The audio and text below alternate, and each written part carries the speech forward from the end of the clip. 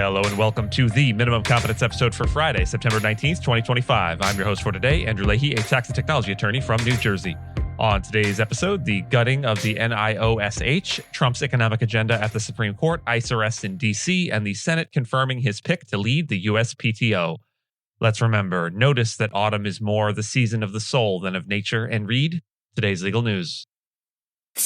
On this day in legal history, September 19th, 1945, William Joyce, infamously known as Lord Haw-Haw, was sentenced to death by a British court for high treason. Joyce had gained notoriety during World War II for broadcasting Nazi propaganda over German radio to British audiences, aiming to demoralize Allied troops and civilians. Born in Brooklyn, New York, and raised in the UK and Ireland, Joyce later became a naturalized German citizen and an enthusiastic supporter of Hitler. His broadcast, delivered in a nasal, sneering voice, opened with the phrase, "Germany calling," and earned him the derisive nickname Lord Haw-Haw from British listeners. After the war, Joyce was captured by British forces in Germany and brought back to the UK to stand trial. Despite his German citizenship, the court ruled that he had committed treason because he had held a British passport when he began working for the Nazis. His legal defense argued that he owed no allegiance to Britain at the time of the broadcast, but the court held that the possession of the passport created a duty of allegiance. The case raised significant questions about the limits of national loyalty and the reach of British treason laws. On January 6, 1946, Joyce was executed by hanging at Wandsworth Prison, becoming one of the last people to be executed for treason in the UK. The trial and execution were controversial, with some legal scholars and public commentators questioning the soundness of the court's interpretation of allegiance. Nevertheless, the sentence was seen by many at the time as a necessary response to one of the most prominent domestic collaborators of the war. The National Institute for Occupational Safety and Health, or NIOSH, was long considered a cost-effective and critical pillar of U.S. workplace safety, and it has now been effectively dismantled under the Trump administration's 2025 restructuring efforts. The agency, a division of the CDC responsible for certifying N95 masks, studying firefighter deaths, and leading occupational health research, saw roughly 90% of its 1,000 staff receive layoff notices on April 1st. This move paralyzed core programs, from black lung screenings to PPE certifications, halting NIOSH's role as both a public safeguard and a quiet corporate consultant. The sudden cuts sparked chaos.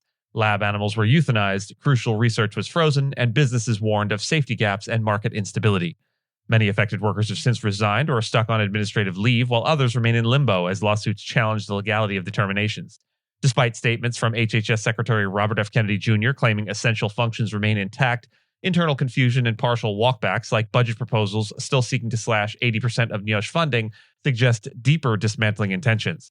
Business leaders, labor unions, and safety advocates have united in rare bipartisan pushback, warning of long-term risks to both worker health and industrial standards. The agency's downfall is part of a broader campaign to weaken the federal workforce, spearheaded by Project 2025 architects and executed with sweeping firings, anti-DEI mandates, and deep budget cuts across agencies. Former government scientists described the collapse of safety infrastructure as a slow, invisible crisis where the full damage may not emerge for years or decades. With morale shattered and talent fleeing, the future of U.S. workplace safety research is in jeopardy. Two major elements of President Trump's economic agenda, his global tariffs and his attempt to remove Federal Reserve Governor Lisa Cook, are now in the hands of the U.S. Supreme Court, raising pivotal questions about the scope of presidential power. The court has agreed to hear a challenge to Trump's use of the International Emergency Economic Powers Act, or EPA, to impose sweeping tariffs, a law traditionally used to sanction hostile foreign actors, not manage trade. Arguments are set for November 5th.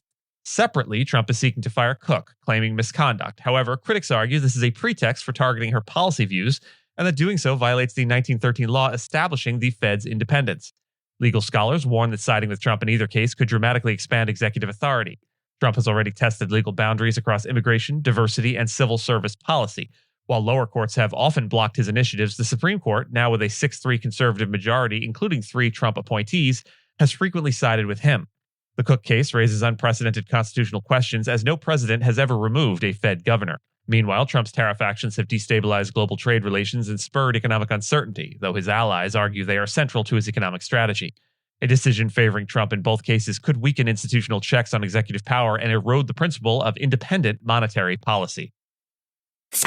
In Washington, D.C., immigrant neighborhoods like Mount Pleasant, Petworth, and Columbia Heights are pushing back against a surge of Immigration and Customs Enforcement, or ICE, arrests under President Donald Trump's intensified immigration enforcement campaign.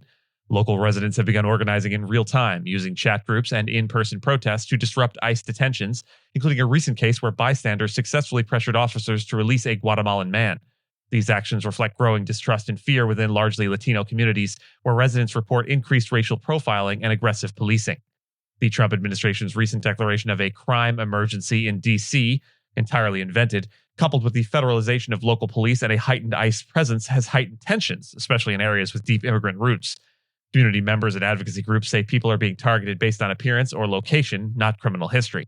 Businesses that once bustled with immigrant patrons are seeing sharp declines in foot traffic as many residents now avoid public spaces out of fear.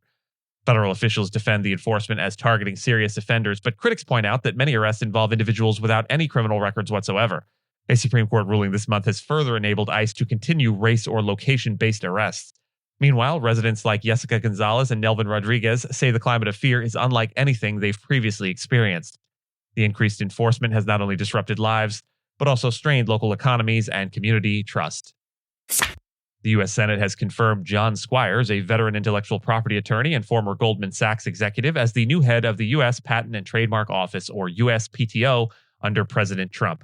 Squires takes office at a critical time as the agency grapples with global competition from China and emerging legal challenges surrounding artificial intelligence in the patent process. His appointment follows a broad push by Senate Republicans to confirm a slate of Trump nominees despite Democratic opposition. Squires brings a deep background in both corporate and legal arenas, having worked on IP and tech issues at firms like Honeywell, and most recently at Dilworth-Paxson, where he focused on AI, blockchain, and cybersecurity. He has also taught at the University of Pennsylvania. His predecessor, Kathy Vidal, led the USPTO during the Biden administration and returned to private practice following Trump's 2024 election victory. The USPTO plays a vital role in the American innovation ecosystem, handling patent and trademark applications and advising the government on intellectual property policy. The agency's Patent Trial and Appeal Board frequently mediates high-stakes disputes over patent validity, especially in the tech sector. Squire steps into the role amid heightened political scrutiny, including a controversial Commerce Department order to review patents held by Harvard University as part of a broader White House campaign linked to campus, so-called anti-Semitism concerns. And with that, and as always, I thank you so much for listening to Minimum Competence, your daily news podcast for lawyers. If you're looking for more than Minimum Competence, links to further reading on all the topics touched on today are in the show notes. And reviews go a long way towards helping new listeners to find our show. If you have a moment, leave a rating or review on your podcast player. We'd sure appreciate it. And if you know someone that might be interested in the story we cover, consider sending them the episode. But remember, nothing here should be construed as legal advice because it is certainly never that. Minimum Competence is available at minimumcomp.com and wherever it is you get your finely crafted podcasts. If you haven't checked out the website in a while, give it a look. There are complete transcripts and resources for each episode and its corresponding segments, as well as an opportunity to receive new episodes in email, newsletter, form. We'll see you back here on Monday. And until then, note, we like to close out the week of shows with a featured musical piece that will make these Friday episodes seem especially long. We hope you'll stick it out and enjoy the featured piece. But if music, and specifically classical music, isn't your bag, we get it. Our mouth sounds unrelated to the week's closing music ends here. This week's closing theme is by Gustav Mahler. This week's closing theme comes from one of the most enigmatic works in the orchestral repertoire, Mahler's Symphony No. 7, specifically its haunting first movement, Langsam Allegro Risoluto ma non troppo. Composed between 1904 and 1905 and premiered on September 19, 1908, this symphony marks a fascinating midpoint in Mahler's artistic evolution, bridging the lush romanticism of his earlier works with the more fractured modernist terrain of his later symphonies. The first movement opens with a dark, slow introduction featuring the eerie voice of the tenor horn, an instrument rarely heard in symphonic writing. Its strange, searching call sets a tone for unease, as if the music is emerging from the shadows. What follows is a restless march full of contrasts, grim fanfares, lyrical episodes, and bursts of uneasy energy, all presented with Mahler's characteristic sense of orchestral color and irony. Unlike the more spiritual or pastoral moods of Mahler's other symphonies, the seventh is often described as problematic or even nightmarish, a label Mahler himself rejected. He referred to the symphony as a progression from night into day, and this opening movement represents the beginning of that journey, turbulent, disoriented, and shot through with moments of beauty and menace. Mahler's orchestration here is dense and highly detailed, often requiring massive forces and unconventional instruments. Yet beneath its complexity lies a deep emotional current, one that shifts rapidly from the grotesque to the sublime.